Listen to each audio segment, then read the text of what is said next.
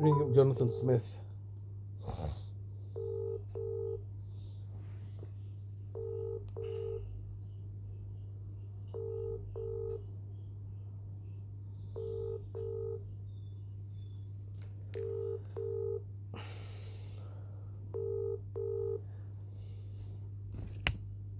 Hello, you've reached the voicemail of Jonathan Smith at DWF Law. I'm sorry I'm unable to take your call at the moment. If you'd like to leave your name and number, I will of course get back in touch with you as soon as I am able. Thank you. Please leave your message after the tone. To re-record your message, key hash at any time.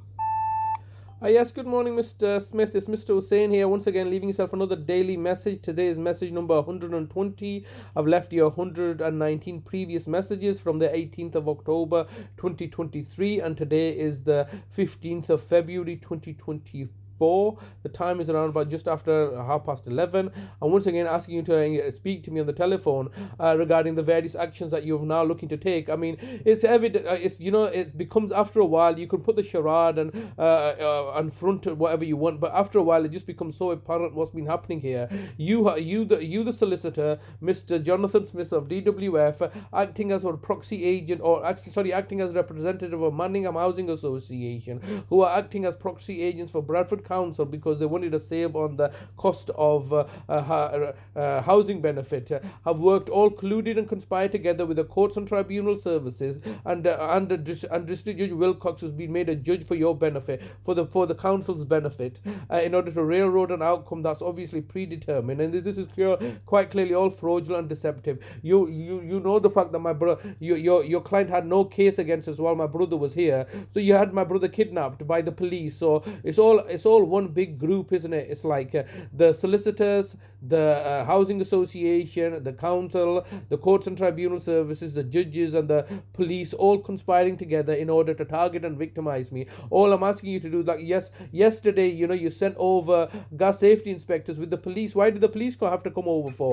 If it was got nothing to do with the police, all right, you brought police officers along in order to ensure you were doing something wrong, all right. That's why you brought the police over, and yet you're refusing to engage when you're trying to resolve a situation. I charge £1 million a week, all right, and I'm charging £1 million per each issue that you highlight. You're refusing to engage with me. You're bought off the judges, all right, and you're looking to take repossession of a property when quite clearly this property belongs to me and my brother, and you're refusing to engage with me, and this is the reason that you're refusing to engage with me, because you don't need to engage with me. Why would you need to engage with me when you got the judges, when you know the fact that the local authority have got judges in their back pocket and have instructed you not to speak to me? That as a professional solicitor, there is absolutely no conceivable reason why you should not talk to me. If I'm recording the conversation, so what have you? I'm recording for training and quality purposes, but more importantly, I'm recording it as an independent journalist to highlight the fraud and corruption I've been subjected to. What's wrong with that? Everybody knows. The local authority knows this. This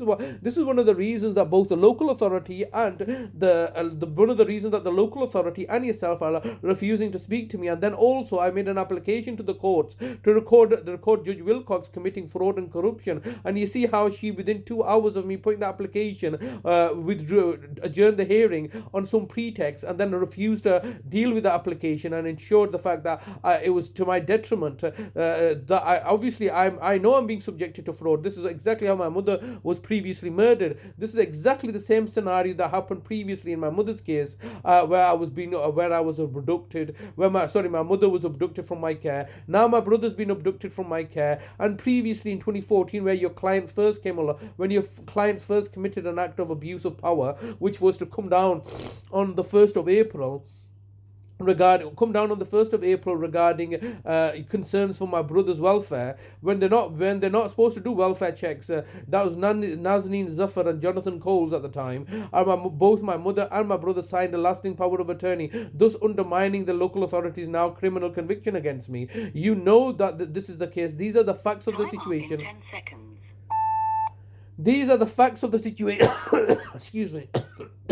These are the facts of the situation on the case, and you know this, and you're allowing and perpetuate a fraud and deception because you're all colluding and conspiring with each other. Has reached maximum length. Message deposited. They're all lying. They're all working together, colluding and conspiring, torturing me and my family members, and then just saying, no, we're doing it under they're doing it under a professional guise of being solicitors and barristers and judges.